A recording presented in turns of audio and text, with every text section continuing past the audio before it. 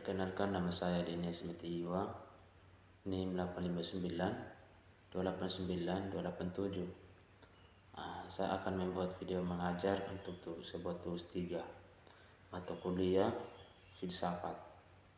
Di sini saya tidak mengulang lagi untuk mengingat kembali sebuah soal, tetapi sesuai kemampuan saya untuk mengingat apa yang menjadi jawaban dari sebuah pertanyaan nomor 1 sampai 4 itu.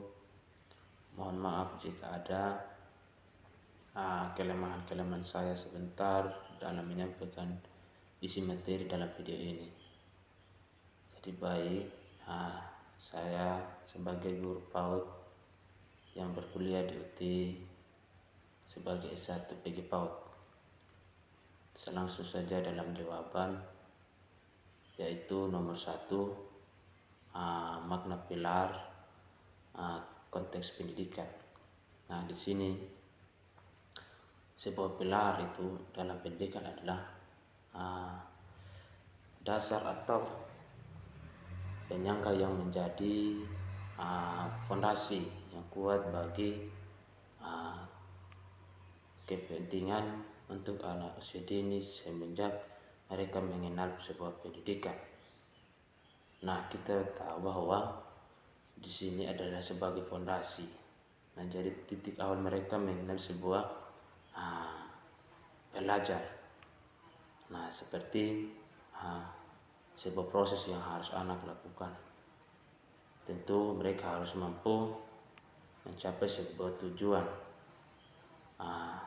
pendidikan yang secara nasional, yaitu mereka bisa cerdas, mereka bisa mengembangkan kemampuan mereka, di mana mereka menentukan kepribadian mereka yang secara manusia yang dapat diatur oleh diri mereka sendiri dan didampingi oleh orang tua. Yang kedua, prinsip-prinsip dasar pendidikan itu menurut Ki Hajar Dewantara, dia berprinsip bahwa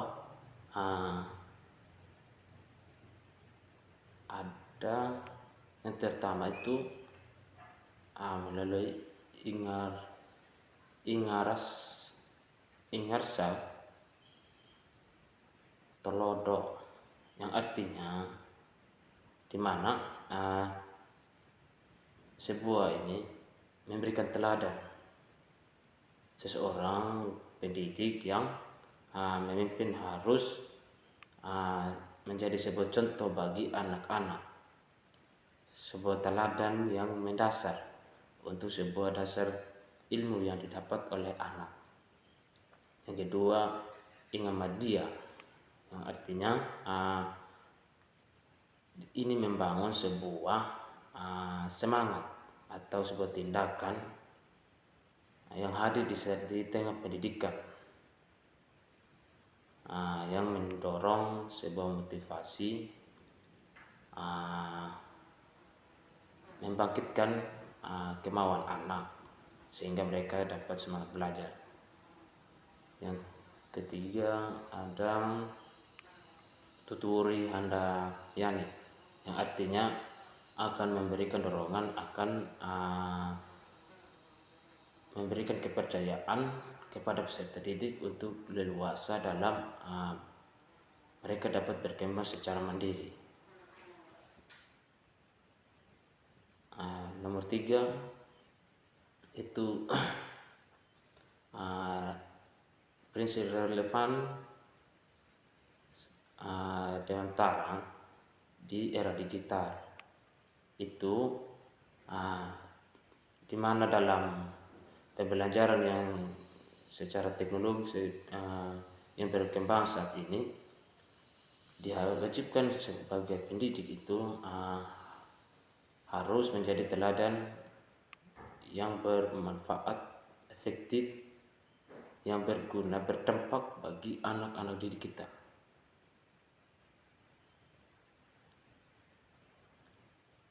Di sini di dalam proses pembelajaran sebagai pendidik itu tentu kita akan menjadi sebuah fasilitator dalam membimbing anak-anak kita yang menjadi dasar fondasi di mana mereka mengenal sebuah pendidikan mulai dari KB, TK, bahkan ya dikatakan garis besar itu anak PAUD dididik dengan banyak-banyak hal. Kan mereka awal dari pengenalan namanya pendidikan. Yang berikut berkaitan dengan pengembangan karakter. Nah, di sini sangat penting menjadi sebuah etika yang mendasar bahwa anak-anak harus memiliki karakter yang secara manusia, bahkan saling memahami dengan teman yang lain sehingga tidak memiliki etika yang tidak baik, itu seperti yang tidak efektif, sehingga apa yang menjadi karakter dari anak-anak kita itu adalah modal terbesar bagi mereka dalam kesempatan siswa untuk mengeksplorasikan sebuah pengetahuan mereka, dan juga mereka dapat menyelesaikan sebuah tanggung jawab atau sebuah tugas, dan juga saling menghargai sesama teman, guru, bahkan orang-orang yang terdekat mereka. Ini sangat penting menjadi dasar pedoman bagi anak-anak siswa dalam mewujudkan kemampuan mereka, karena etika adalah yang menentukan bagi mereka. Contohnya ketika kita sebagai pendidik tentu kita akan belajar mereka harus dengan benar-benar dalam menggunakan sosial era digital saat ini, tentu dengan pengawasan, tentu dengan tindakan kita, sehingga mereka menggunakan media sosial ini dengan baik oleh anak didik kita. Yang nomor 4 itu bagaimana refleksi kita untuk menjawab sebuah persoalan yang terjadi pada pendidikan nasional saat ini. Sesuai pemahaman saya bahwa menjawab setiap persoalan itu tentu kita mengambil sebuah risiko bahwa harus banyak hal yang kita harus pelajari. Tentu seperti saat ini di mana rendahnya literasi, contoh kecil teknologi, penyaluran keuangan itu menjadi salah satu faktor yang mendasar bahwa persoalan-persoalan yang terjadi pada di masa-masa saat ini. Nah, di sini